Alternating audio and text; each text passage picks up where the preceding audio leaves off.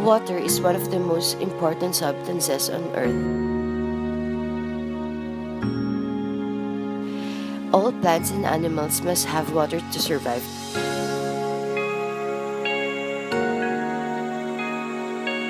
If there was no water, there would be no life on earth.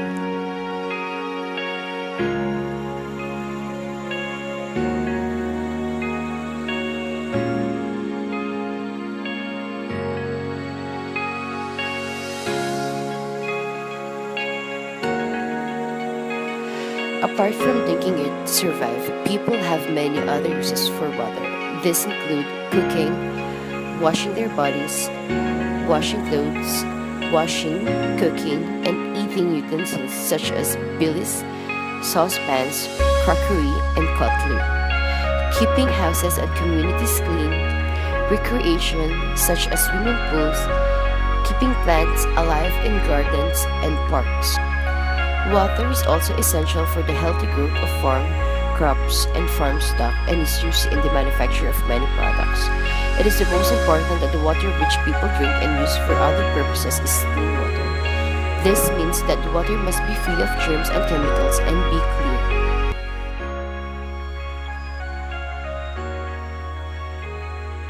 Kasi bago pasok sa trabaho, bago ako natulog, naliligo ako. And then, kasi yung tubig, yun yung mga tawag dito, papagugas ka ng pinggan. Siyempre, hindi ka naman magagamit ng pinggan kung hindi naman malinis. Yun lang. Maraming panggamit ng tubig, panlinis ng banyo, panlinis lahat. Panlinis naman lahat. Importante yung tubig. Siyempre, inom ka ng tubig. Yung hindi ko sabihin, inom ka ng tubig.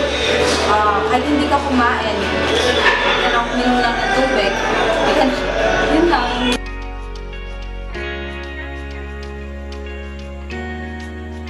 Sources of water.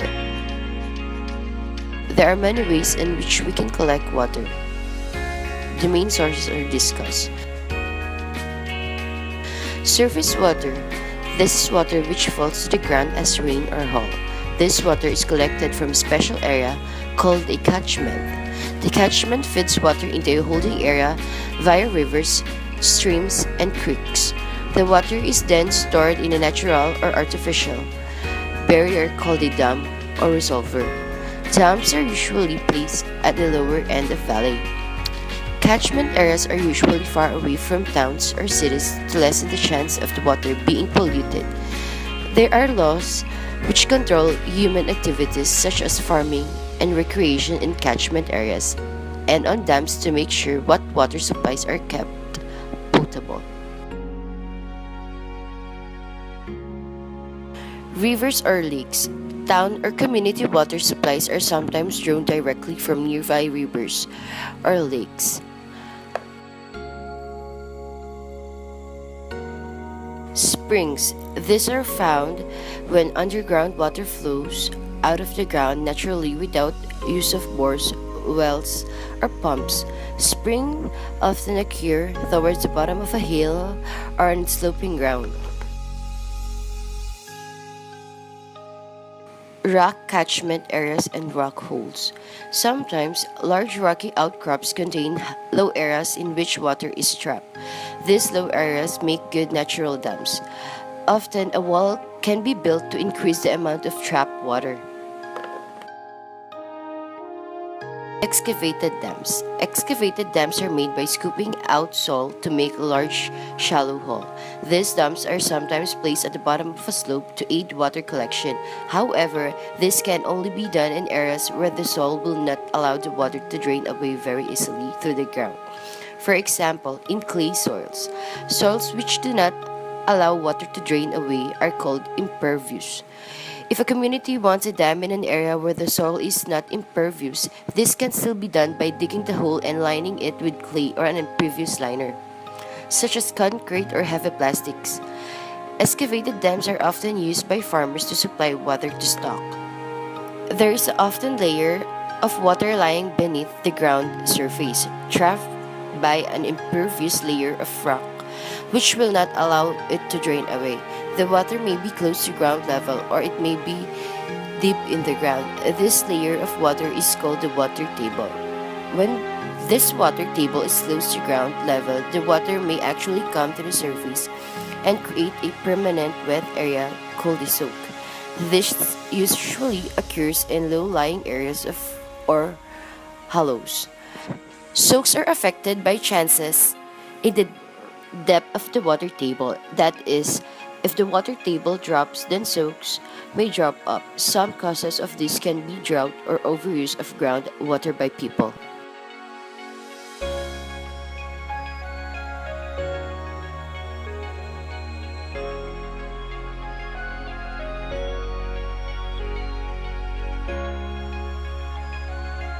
Artesian bores. Sometimes when a bore is sunk into a low-lying area, the water gushes out of the hole under its own pressure. This water is under pressure because it is part of an underground body of water, much of which is at a higher level than the bore opening. This kind of bore is called an artesian bore. A water supply taken directly from a bore or well is often called groundwater. The water which comes from any of these sources may be salty, cloudy, smell unpleasant, or have germs in it. Water of this kind would require special treatment to make it potable.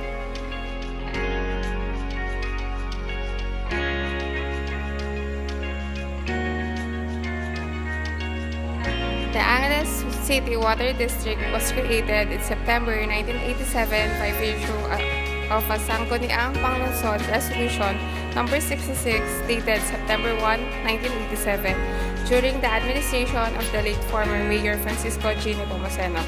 It comprises the policy-making body composed of the members of the Board of Directors represented by the professional, civic, business, educational, and women sectors.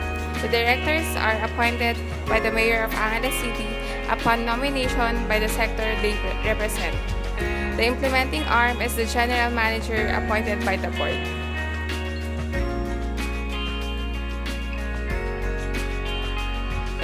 To provide the highest quality service 24/7, to train and properly motivate Angeles City Water District personnel to be productive, responsive, and customer-oriented public servants, to educate residents in the community regarding effective ways and benefits of water conservation, to conduct research and development of water technology and introduce innovations for an efficient operation of the Angeles City Water District, to actively participate in local community development projects and programs for the protection of the environment. Vision: to pursue excellence in providing quality and customer-oriented water service to the people of Angeles City.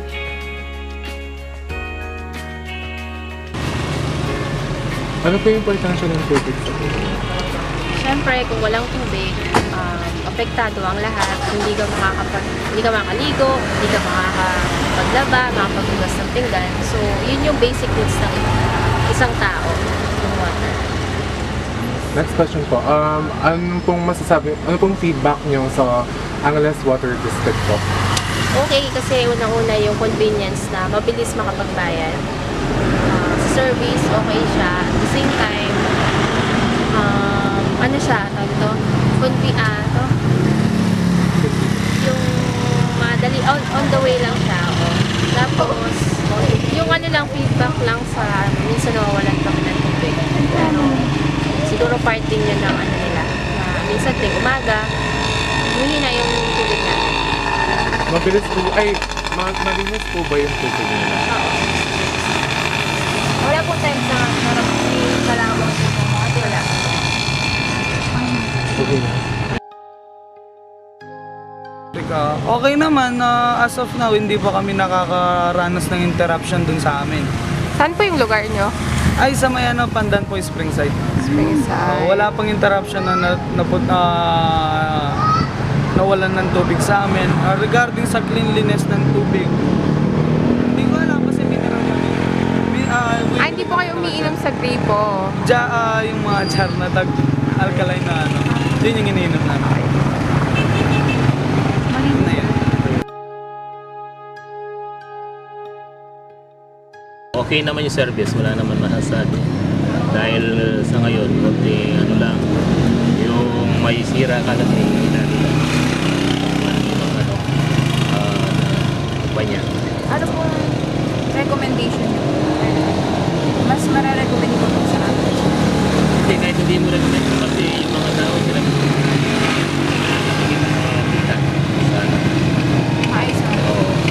sila kailangan natin. Kasi lumabog na nga dahil sila dito lumabog na yung kanila servisyo. Lumabog na ang ano yan, papuntang Magalang.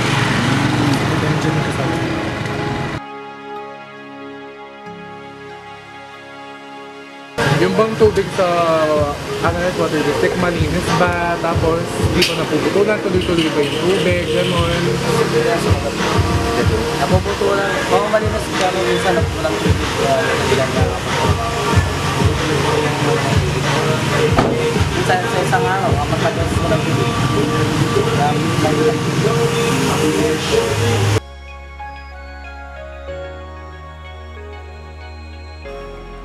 To monitor the quality of water in a more comprehensive way, the Angeles City Water District has spent almost 4 million pesos in upgrading its laboratory for water analysis.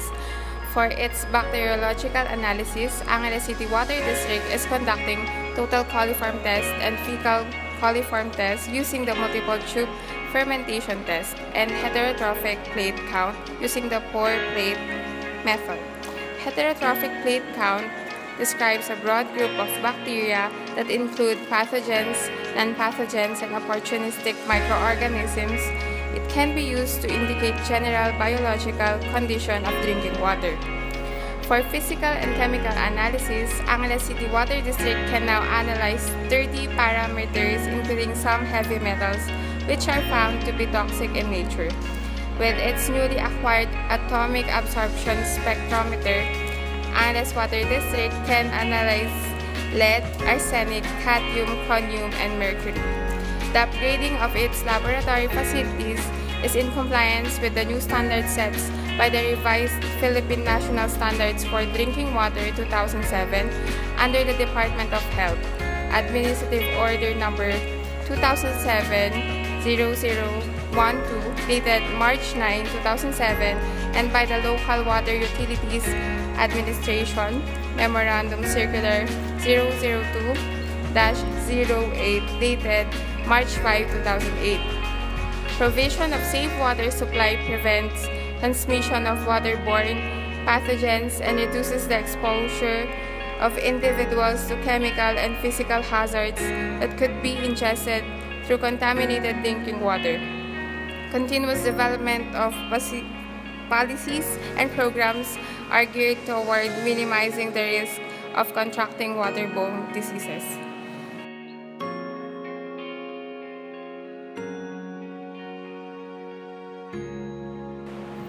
Angeles City Water District as of May 2016, average monthly production 1,558,751 cubic meters, rated production capacity 1,564,300 cubic meters, total water production 1,610,895, average collection efficiency 87.57%, workforce 172, total service connections 60,994, number of water sources 32, number of barangays being served 31, population served 256,130.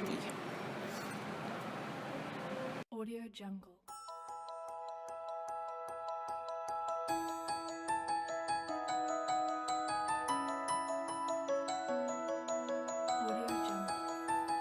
A water molecule contains one oxygen and two hydrogen atoms that are connected by covalent bonds.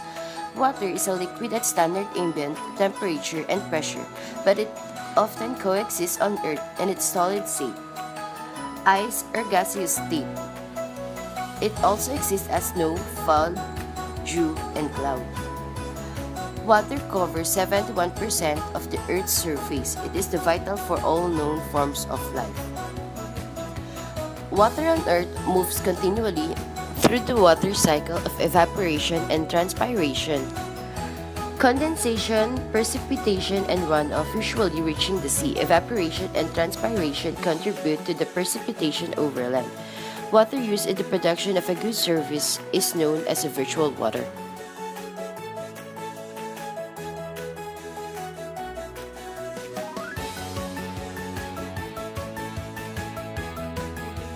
Water can dissolve many different substances, giving it varying tastes and odors.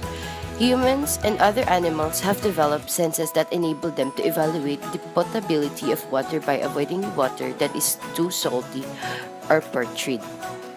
The taste of spring water and mineral water, often advertised in marketing of consumer products, derives from minerals dissolved in it. The advertised purity of spring and mineral water refers to absence of toxins, pollutants, and microbes, not to the absence of naturally occurring minerals.